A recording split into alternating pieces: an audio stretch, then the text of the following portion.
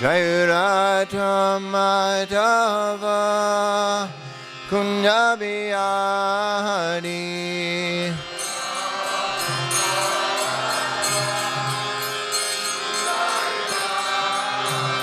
Jai Radha Madhava Kunda Bihari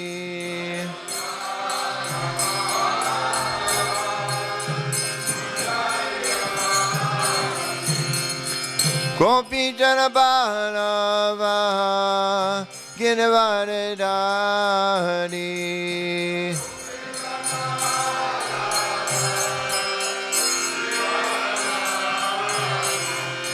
Gopi Jana Balava Girivardhari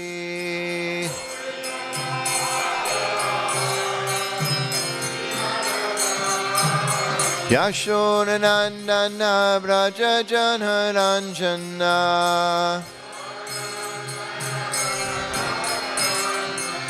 Yashodanandana Vrajajana Ranjana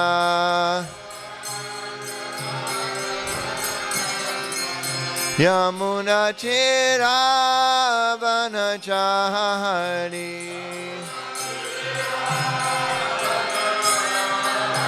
Yamuna Tira Vanachari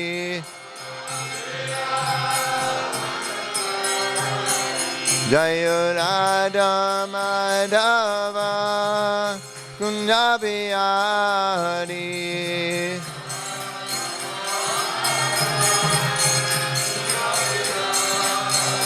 Jaya Radha Madhava Kunda Bihari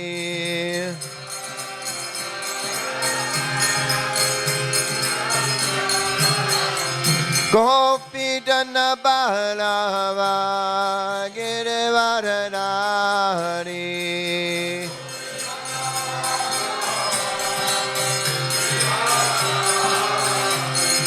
Gopi Jana Balava Girivardhari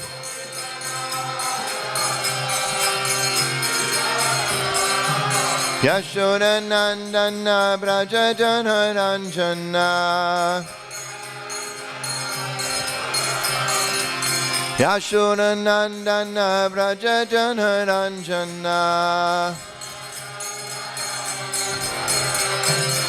Yamuna Tira Vanachari Yamuna Tira Vanachari Jaya Radha Madhava Kunda Bihari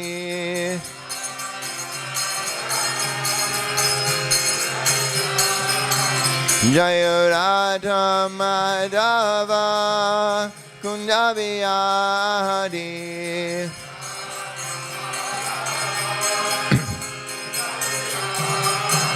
Jaya Radha Madhava Kunda Bihari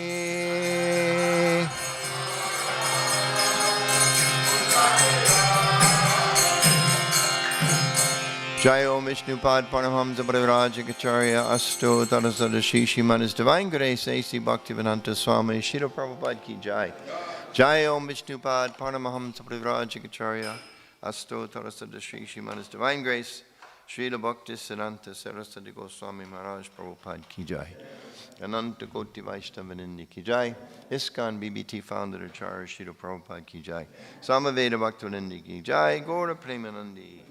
All glories to the assembled devotees. All glories to the assembled devotees. All glories to the assembled devotees. All glories, Shri Shri Guru and Garanga Srila Prabhupada Ki Jai.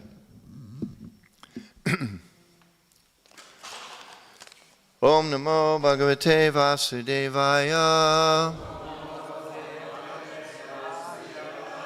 Om Namo Bhagavate Vasudevaya. Om Namo Bhagavate Vasudevaya.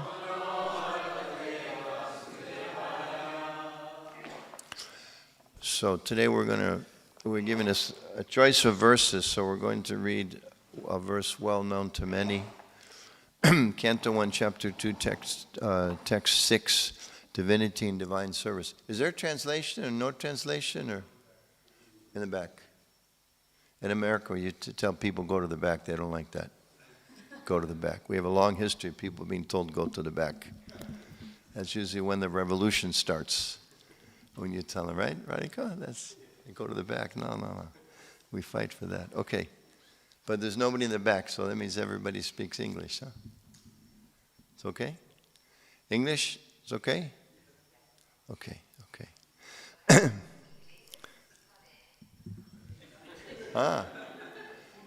Except for AI, they don't like English. Okay. Savaipam samparo dharmo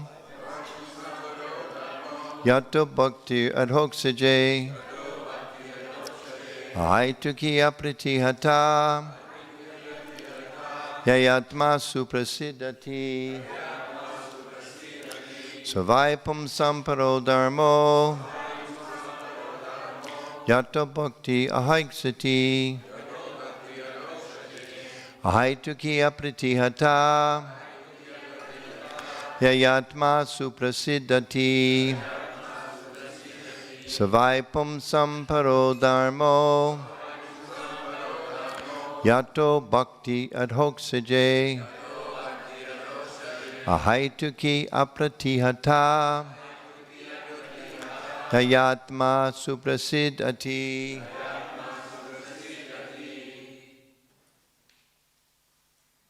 Hello?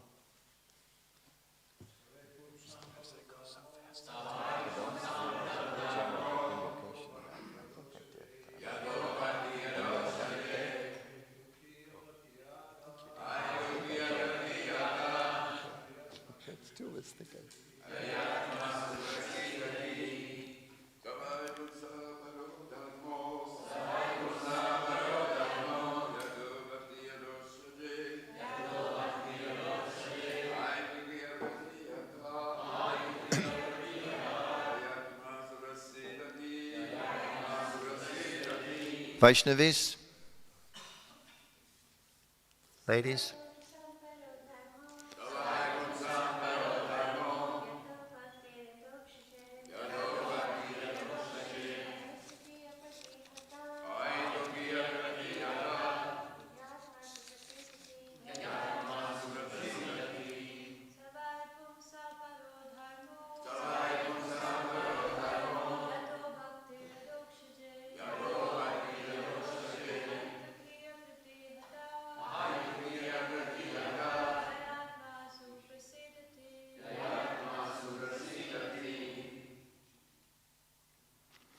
Sa, that.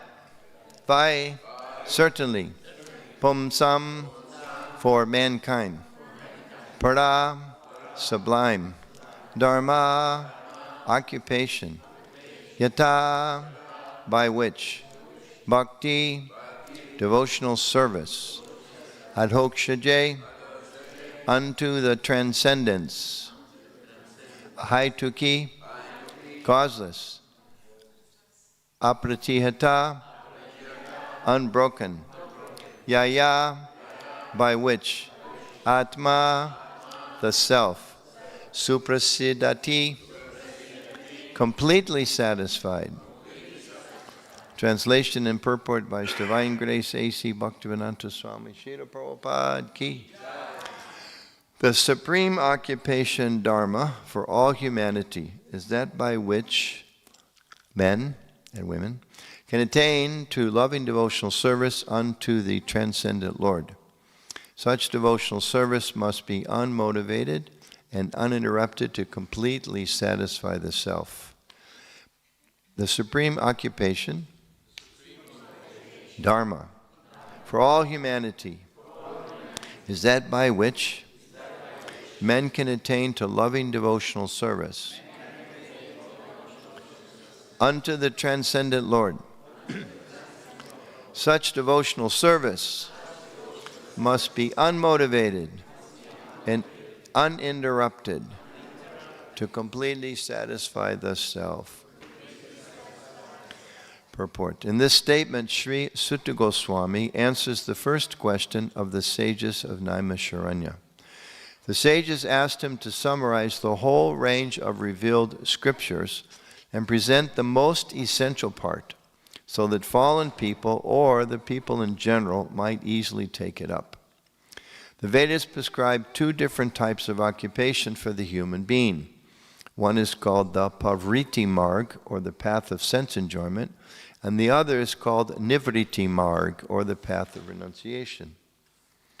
The path of sacrifice for the supreme cause is superior. The material existence of the living entity is a diseased condition of actual life.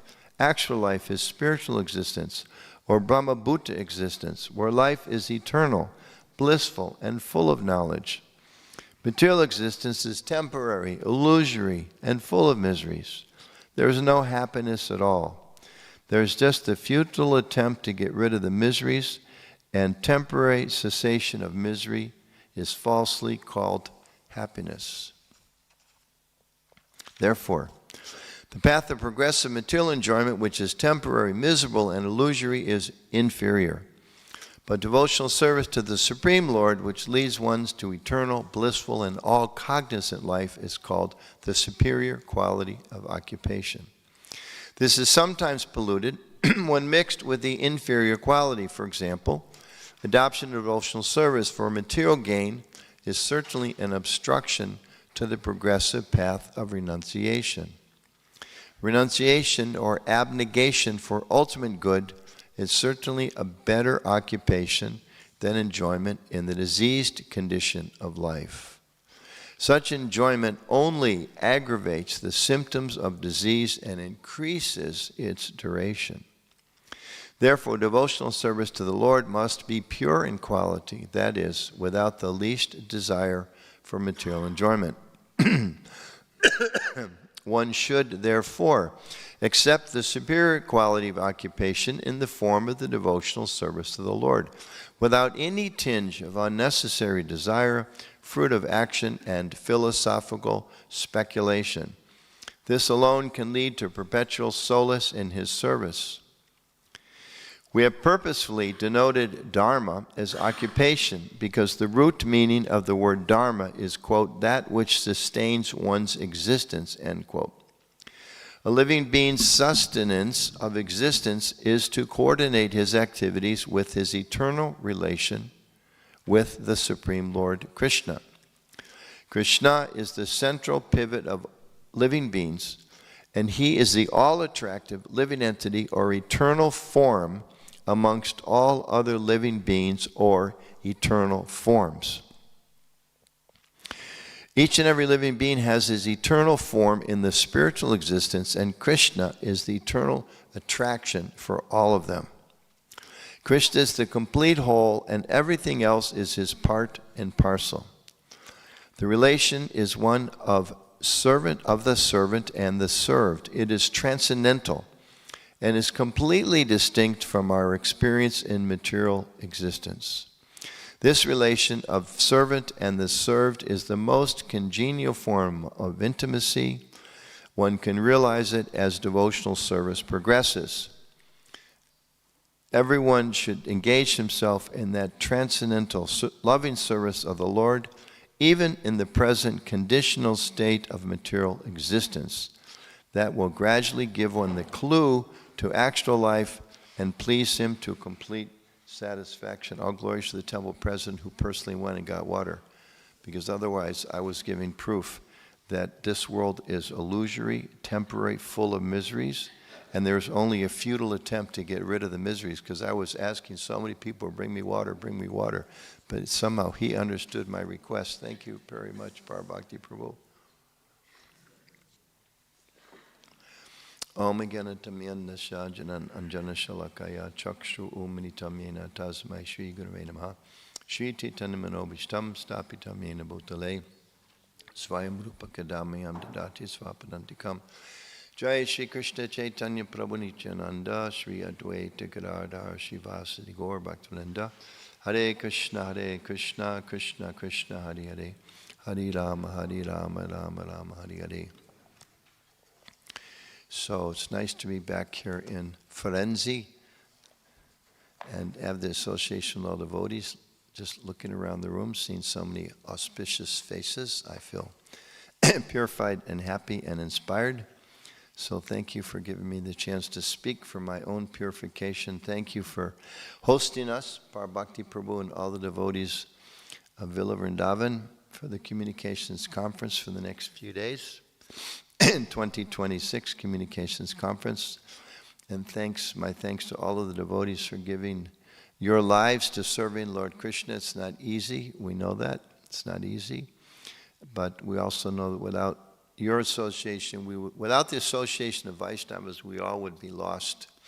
I would also be lost in the material world. So I appreciate you giving me hope and shelter. So in the next few days, we have this communications conference, and there's multiple themes, but at least a couple things that we're looking at is engagement. I think that's the overriding theme. How do we engage with this material world as Vaishnavas? Also looking at different topics like mental health. Of course, we all know if you have any kind of mental health issues, you should just chant Hare Krishna and they'll go away. Right? That's what we used to say. I remember as I was the Bhakta leader in the Denver temple for a short period of time, and one time, this is a true story, I've never experienced this anywhere else, but we went to a devotee's home, and he was there with his wife, who wasn't very devotionally inclined, ISKCON at least, and the child. In the middle of dinner, she switched. She had a split personality, and something set her off. And it was like, when I was a kid, there was a book, The Three Faces of Eve. There was some name, there was a woman, they did some study. She had like 3 personalities, whether it's a ghost, I don't know, whatever. But this lady, one minute she's like talking to us, and the next minute she's like, something happened. And she looks at her own child and says something like, "Who is this?" I was like, whoa. At which point the host told us we probably should end this evening. And we left, because there was like some very serious mental health issues. Now, we were devotees. We could have just said, no, we'll just chant Hare Krishna. She'll be fine. But spiritually, yes, but materially needed more than that. So mental health is also an issue. I don't know if they're going to get into split personalities. We'll see. I'm not on the panel. But so I wanted to talk primarily in this class, kind of setting off the whole 4 days together, about this idea of engagement, or how should we actually interact? Asking the question, how should Vaishnavas, how should members of ISKCON, how should Prabhupada Anugas interact with this material world? And I was thinking the other day, we had our 29th annual Vaishnava Christian Dialogue in the U.S., and one of the topics that kind of came up was about desert fathers. What's the history of desert fathers in Christianity? There was people that went off into the desert. It's like we were in the desert. And they were practicing their Christianity separate from others. And we know in our own Shastra there's a history of so many great rishis who live away from others. They live into the forest.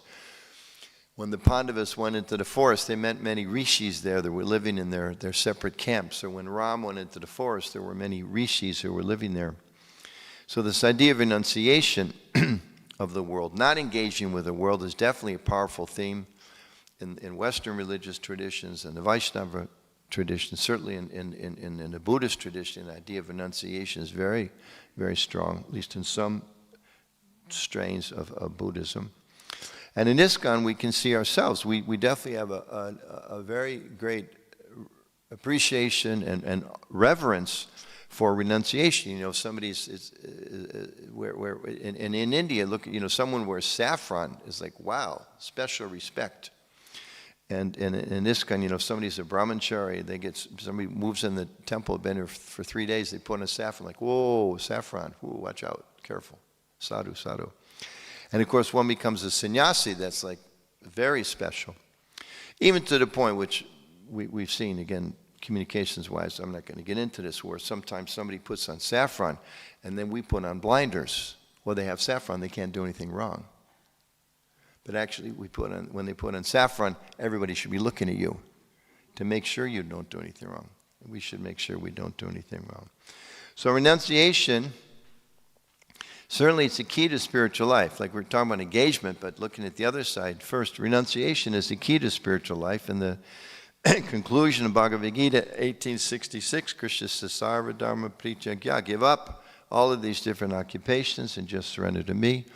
And here too, in this verse, it's explained at the very beginning, Prabhupada comments that Sutta Goswami is answering the first question of the sages of Naimisharanya, and he's saying the supreme occupation is that by which you can attain loving devotional service to the Lord.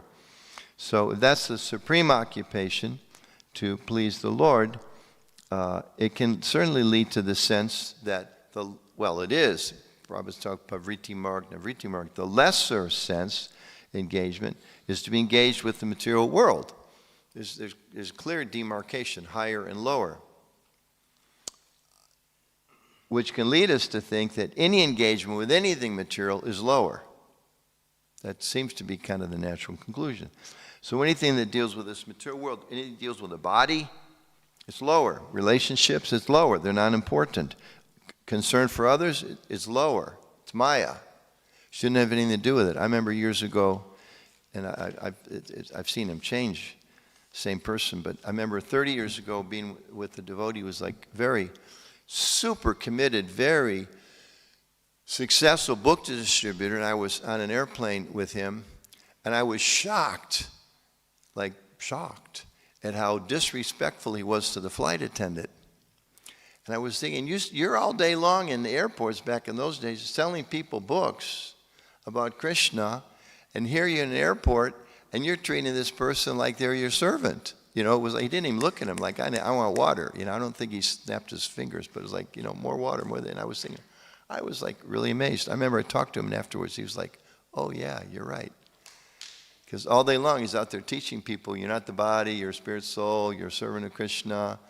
But then here, when the actual reality of interacting with the person in the same place, he wasn't really applying the principles.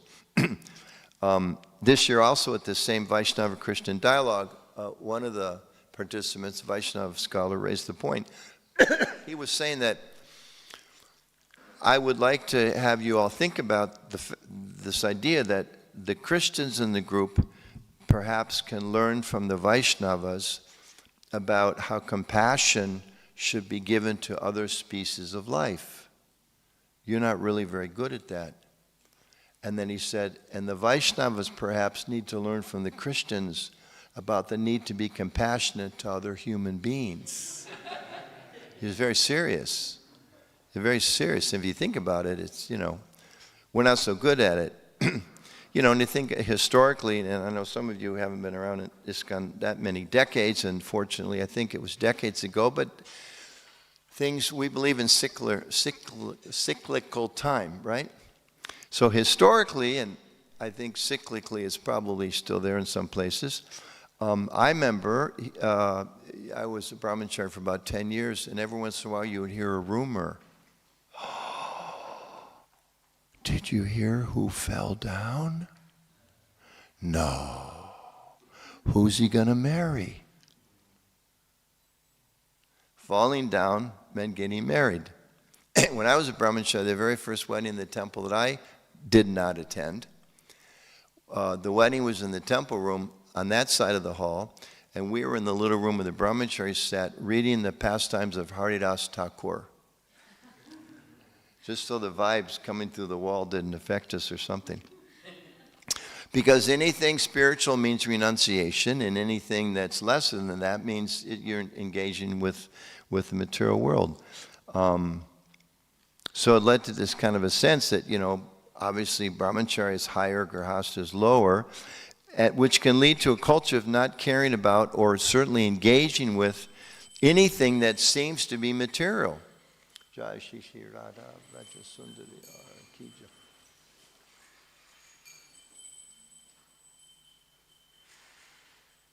Which is really a wild conclusion for us, because we just came from a Muslim country just yesterday. We're visiting like the third largest mosque in the world, and it's absolutely stunning, and there's no personal images anywhere.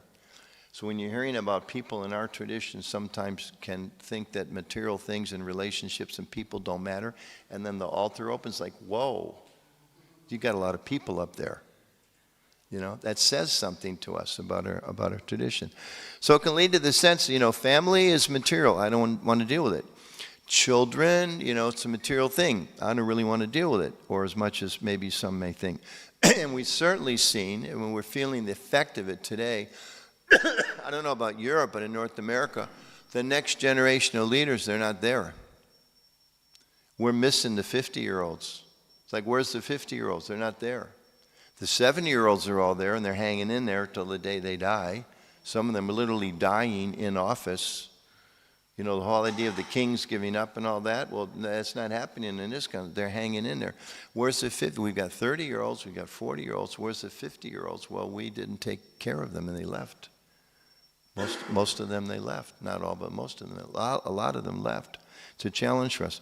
Neighbors, forget about it, you know. I mean, they're complaining because I'm making noise outside at 4:15 in the morning. That's their problem. It's not my problem. It's their problem, right? I'm doing my spiritual thing. Or just others in general. Or renunciation. Well, obviously, renounce the world. Who cares about the world? It's mundane. It's, you know, the planet. Come on, you're hung up about the environment? It's material world. Think about Krishna, right? It's all material world. Or truth. Truth is what pleases Krishna, right? I mean, after all, Yudhishthira, he was told one time to lie. Krishna told him to lie. He hesitated, and that's why his chariot or whatever had to hit the earth, right? That's why he had to see hell. Okay, that's the proof, right? Prabhupada said, by hook or by crook, we can do anything for Krishna. You know, we start thinking like that. And the body doesn't matter, ethics doesn't matter, the mind doesn't matter. So this verse and others often are or could be used as evidence of that. This world is Maya. The spiritual world is the reality. I have to come to transcendence, the supreme occupation, Sutta Goswami is saying, Prabhupada is expanding on it, is to come to transcendence. And therefore I should accept the higher and I should abandon the lower. And again, Krishna in the Bhagavad Gita tells Arjuna, Sarva Dharma Prityagya Mamekam Sharanam Vraja. Abandon all this, Arjuna, surrender to me. And therefore he goes to the forest. Right? End of the book. Arjuna said, thanks, Krishna. And he took his knapsack and his stick and he dropped his sword in his chariot and he went off. Right? Is that how it ended? No. Krishna told him, abandon everything and do your duty. Isn't it? Abandon everything and engage with the world. And it's interesting because if you think it through, engage with the world, okay, so for 18 days fight. Okay, great. For 18 days he had to engage with the world. Then he went to the forest. Right? No, he fought for 18 days to establish Yudhishthira as the king. And then Yudhishthira took over, and he ruled for a long, long time, right?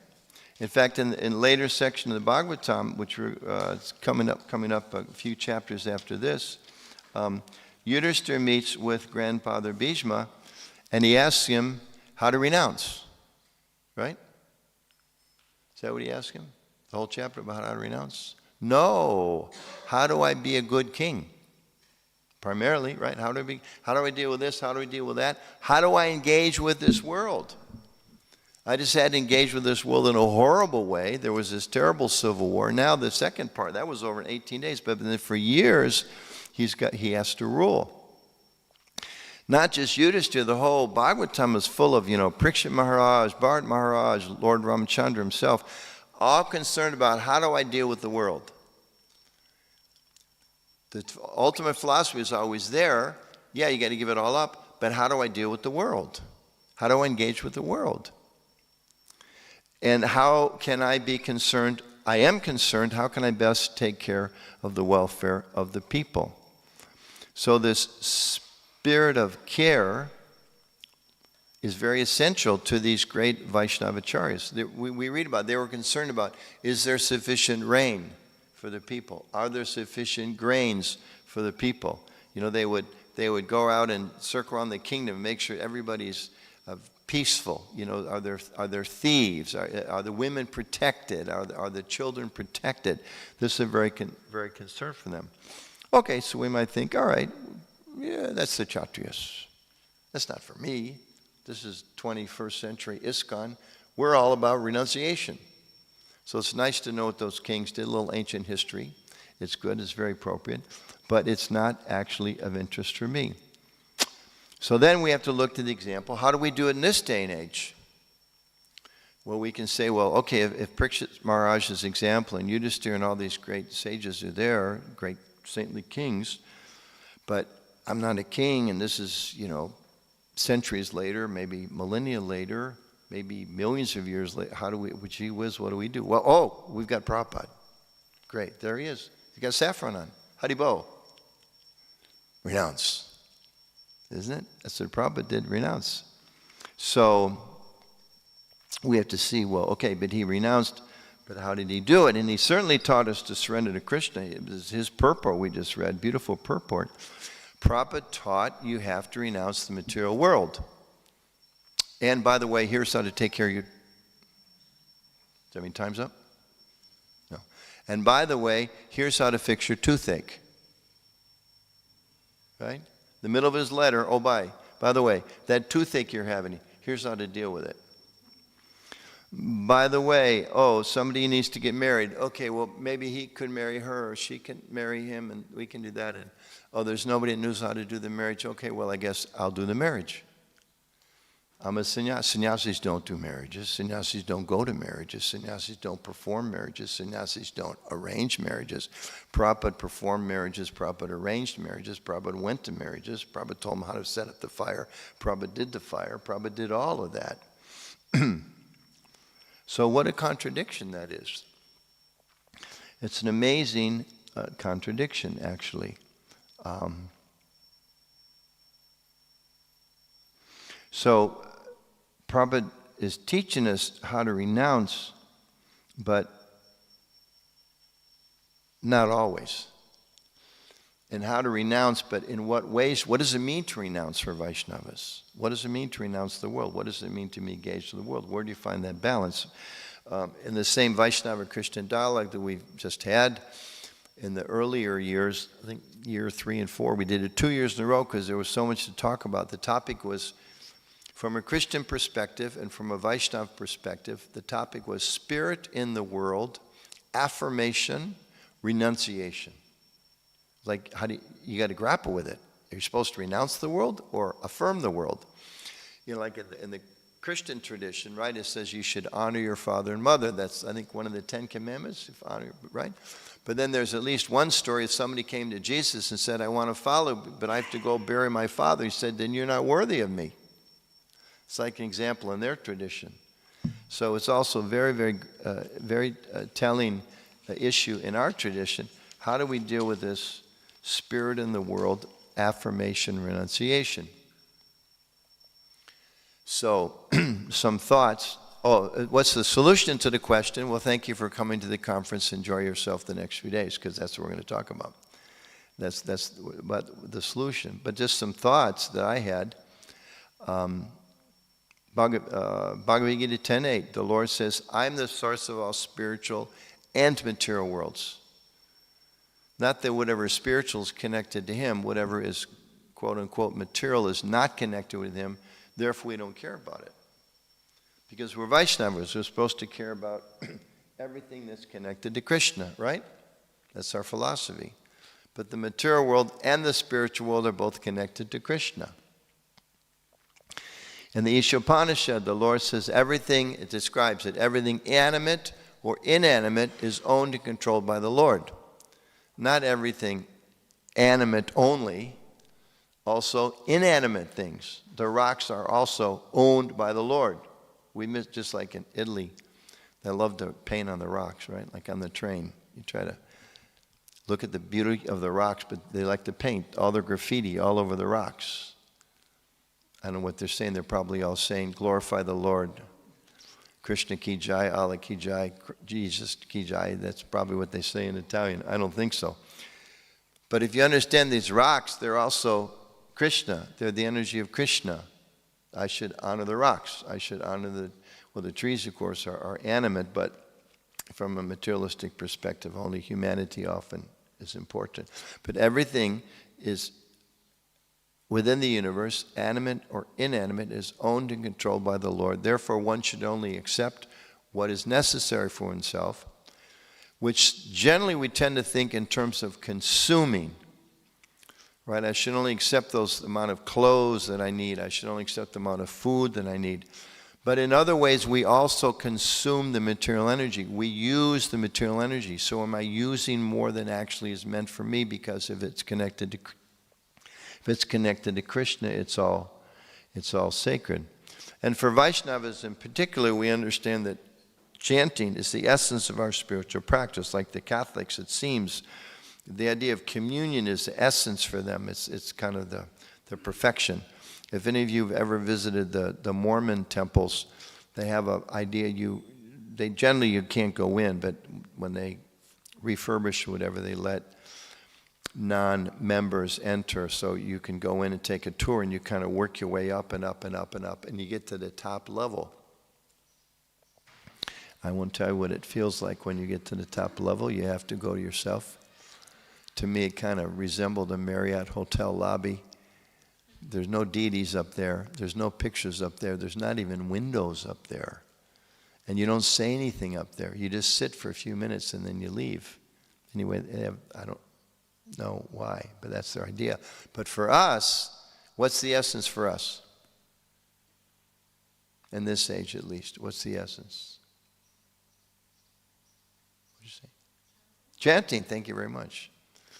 See, one young person, right? Thank you. Nobody else knew the answer to that question. Very good. Yeah, it's the essence for us is chanting. And the essential avatar in this age for us is Lord Chaitanya. And Lord Chaitanya only wrote a few verses, which are called and amongst those verses, Prabhupada said the one most important one is, right, Tanada Pisa Nichina. We should chant the holy name in a humble state of mind, which we quote a lot. We should be more tolerant than a tree. We should be lower than the straw in the street. But we don't think about the other part too much. What's the rest of it? We should offer respects to all gurus. Full stop. No, Mahaprabhu says no. Isn't that what it says? We should offer our respects to those wearing saffron. Isn't that what it says? Yeah, the GBC there. Stop there. Whoever said that, it was good. Yes. We should offer respect to the sannyasis. We should offer respect to the men, not the women. We should offer respect to the Vaishnavas and not the other Hindus. We should offer respect to the Hindus, but not the Christians. We should offer respect to the Christians, but not the atheists. We should offer respect to the cows. We have the cows in the windows, but we also have birds. We also have trees. We also have deer right here in the temple, right? We should offer respect to the cows. We don't care about the other animals. We should offer respect to the animals. We don't care about the plants. We should offer respect to the trees that give fruit, but not the trees that don't give fruit. Where does it end? What's Lord Chaitanya said? We should offer respect to others. Full stop. No qualifiers. He doesn't say the Prabhupada disciple others, the sannyasi others, the senior others, the human others, the Vaishnava others. He doesn't say anything, just others. So I think that's a bit of a hint about what does it mean about how to engage with this material world. In a letter to Tejas Prabhu, Prabhupada wrote, because we are in the, I'll just paraphrase, I don't have the whole quote. Because we are in the material world, sometimes we need the help of others. Prabhupada said that, Because we are living in the material world, sometimes we need the help of others. We shouldn't think we're self-sufficient, we're so good, we're so pure, we're so powerful. We are the emissaries of God. I remember Tamal Krishna Maharaj, he spoke, we had a communications conference in Dallas, Texas one year, and he gave the keynote address, which unfortunately we didn't record. And I remember him saying, and they quoted the famous expression, we should not think we are God's gift to mankind. This is when he was going to university. I think if you'd asked him a few years before, he might have said, right? Exemplified the more trend of the day, that think we are God's gift to mankind. We have gifts to share. Others have gifts to share. Just like this one expression, right? We, Vaishnavas, can help the world understand the need to be more compassionate to other species.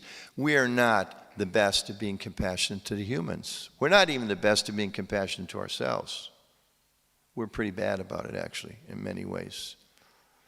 Many ways. Sometimes when we talk about in the communications course, in the devotee care, talk about, and hopefully again it doesn't happen again, but sometimes like the brahmacharis or the temple residents, taking prasad, it's like, where's Vishnu Dasa? Oh, I haven't seen him for a few days. Oh, I heard he's sick in his room. Oh, that's too bad. Well, anyway.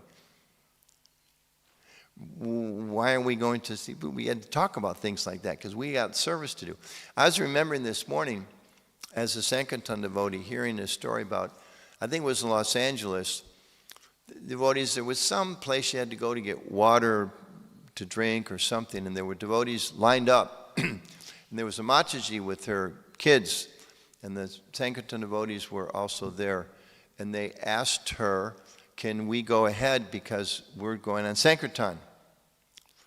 And her response was, well, I'm trying to get water for my kids. And as a brahmachari, Sankirtan devotee, I was thinking, wow, was she in Maya?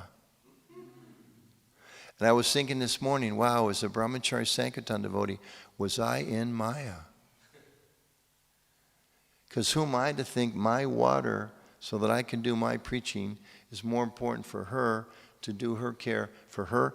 She has the result of maybe our preaching there, right? But I'm seeing through my own vision that my sense of engaging in Krishna consciousness is higher than other people's engaged in Krishna consciousness. So Prabhupada said we should, because in the material world we need the help of others, we should try to help others become sympathizers with what we're doing. Well, somebody's only sympathetic if you can communicate to them the need, the value of what you're doing.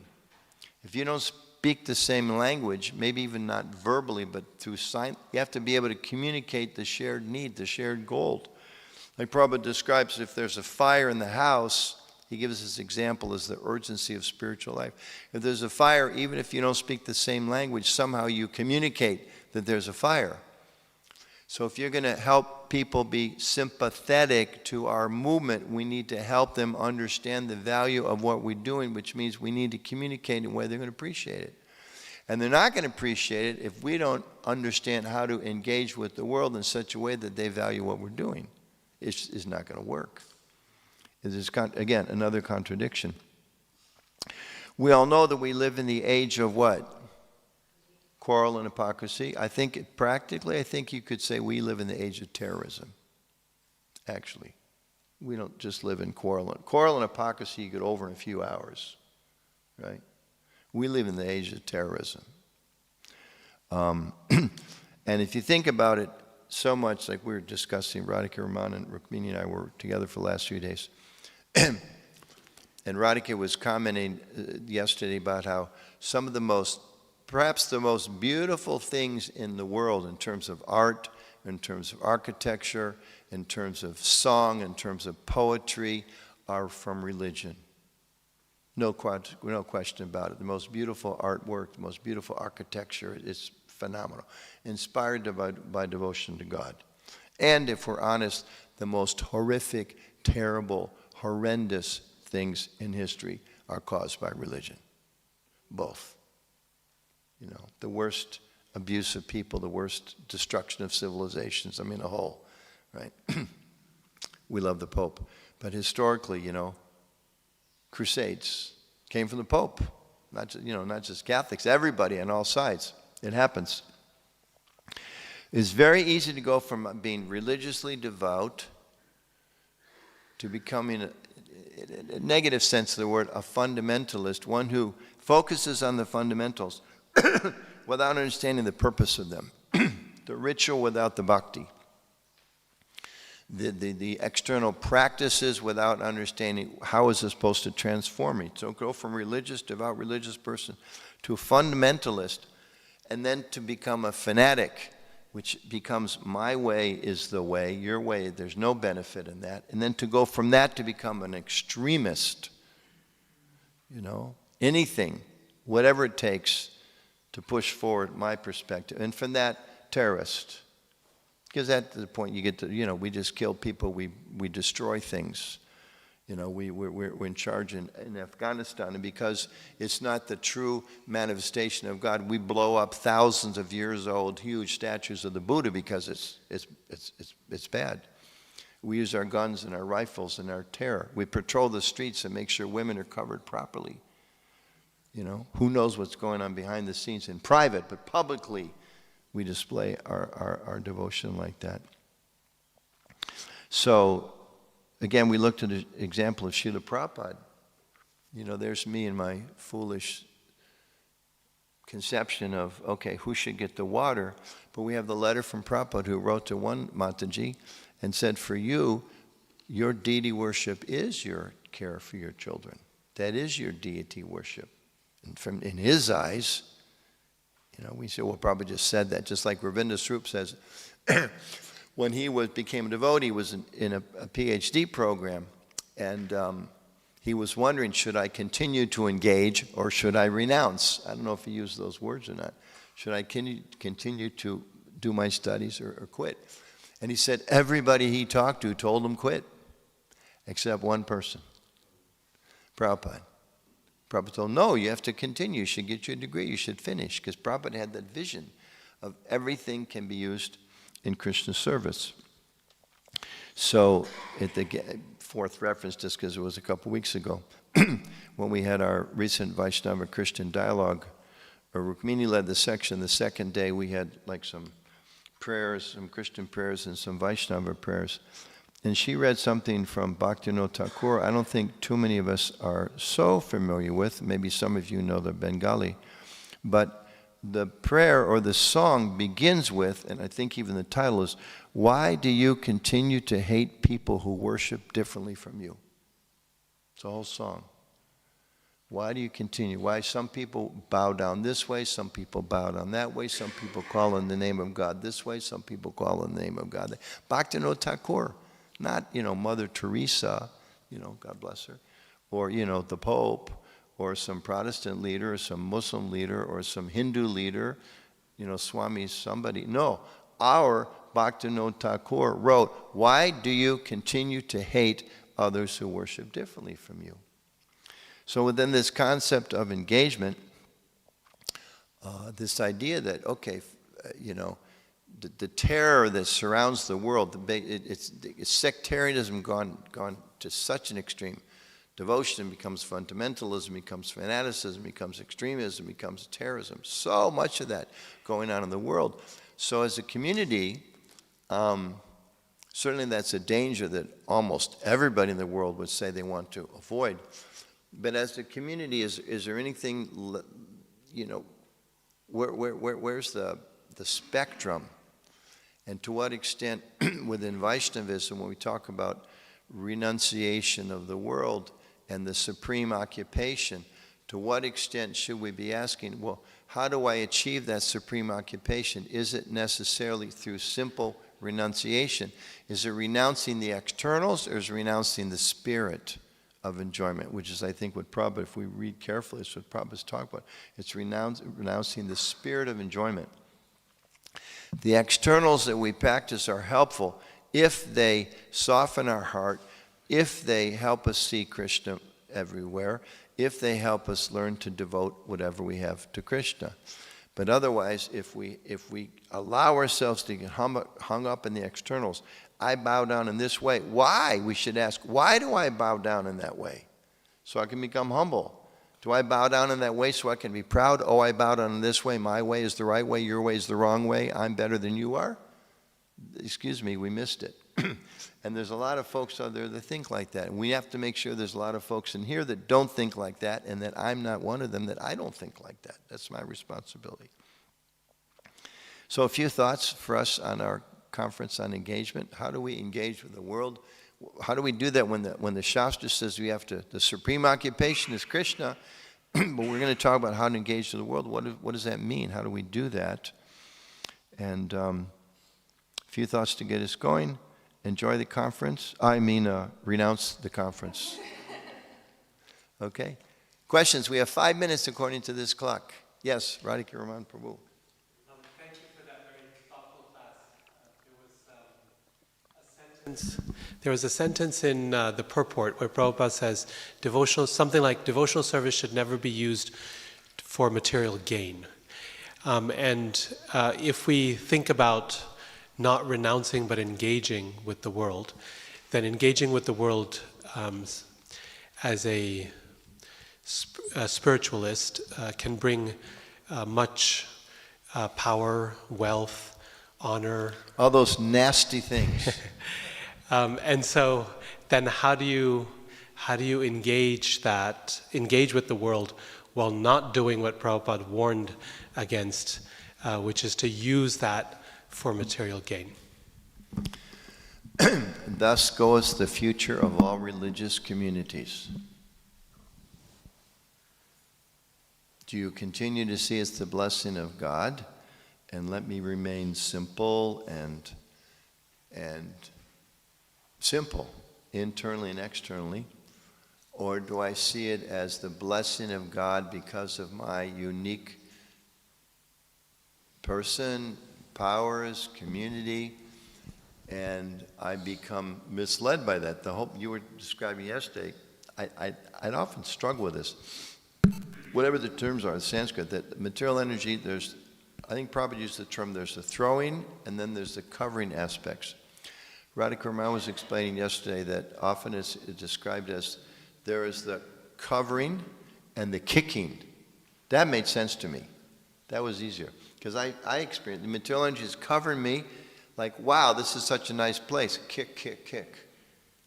It's like you get the seeming enjoyment out of the material world, but then it's like you struggle. Like, isn't it a beautiful day at the beach? Yeah, until you get home and you're sunburned and you suffer. You can't even sleep at night. You hurt so much. Isn't it? Wow, what a beautiful sunset. Right? Etc. We all know that. So religious organizations, I think that's the challenge. That will be a challenge the second and third and fourth generations will face. The first generation so much didn't face. The gurus faced it, and frankly, most of them couldn't handle it. Just thinking about that now. Here we are in Italy, right, where a big chunk of the opulence we thought should be offered to the guru. Okay? And the gurus didn't have the blessings, the Shakti, the maturity to deal with it. And they fell down, a lot of them, because of the power, because of the opulence, because of the influence. The same way this devotee book distributor I mentioned, he's like so empowered to sell books to people, but the books explain that you're the servant and the servant and the servant. So if he treats a flight attendant like you're my servant, he hasn't understood. So he's bewildered by that opulence of his knowledge. So this is the big question we have to ask ourselves. How do we avoid that? And it comes in different ways. These days I know, it's like, how many followers do you have? I've got 1,000 followers. Oh, I've got 10,000 followers. Oh, I have 100,000 followers. Right? Everybody's got all their friends, right? How many people following you? It's easy to start thinking, get puffed up a little bit. How many people come to your lectures?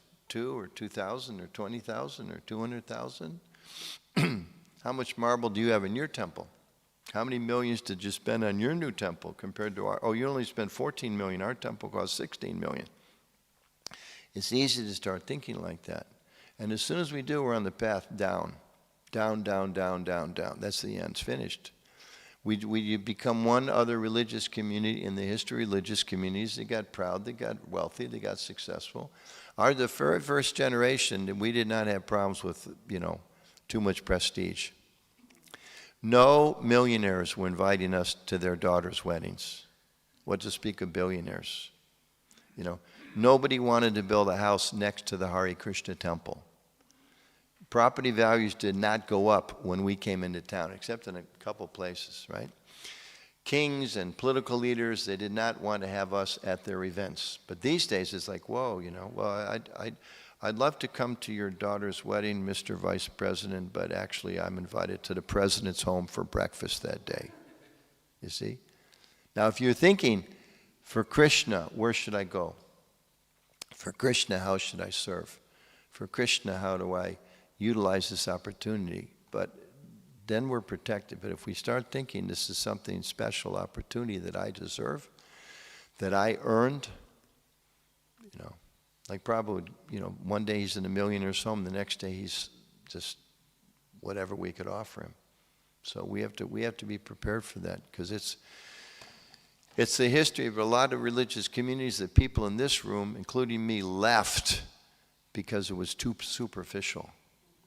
You're not going to convince me about your religion by how big your building is, which is one reason sometimes you see advertisements for our big buildings, and it's like comparing them to big buildings around the world. It's like, hey, excuse me, that's not what we're in this for. We're not here so we can say we have a bigger building, we have more marble, we have more money, we have more members. It's not what we're here for. And if we are, the sincere people are going to go elsewhere. And we're going to die the way so many other religious traditions just die. Okay, Parvati walked out, which means I can take another question. Last question or comment. What's the borderline between hate and intolerance in a Vaishnava's behavior? I think it's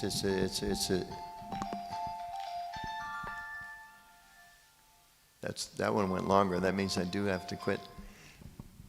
I think it's just a spectrum, It's the same thing I said, like fundamentalism leads to terrorism. Intolerance leads to hatred. If you're intolerant of people, it's going to become hatred. When somebody can say, I don't really hate them, but I don't really like them. The next step is hatred. We have to transform that. We have to actually see, no, actually this person, whether they're a Vaishnava or a Hindu or a Jew or a Muslim or an Italian, American or Russian, Ukrainian, they're all parts and parts. We have to really, really, really try to see like that. Man, woman, young, old, fat, thin, they are all equally loved by Krishna. And if I'm a devotee of Krishna, he equally loves every person. How can I hate anybody? It doesn't work. So gradually, as we wake up our Krishna consciousness, we have to develop that mentality. We're not there yet. I'm not there yet, but we have to work on it. But we should stop now. Parvati Prabhu will hate having the communications conference because we don't respect the timing. Okay? Thank you very much, Srila Prabhupada Ki.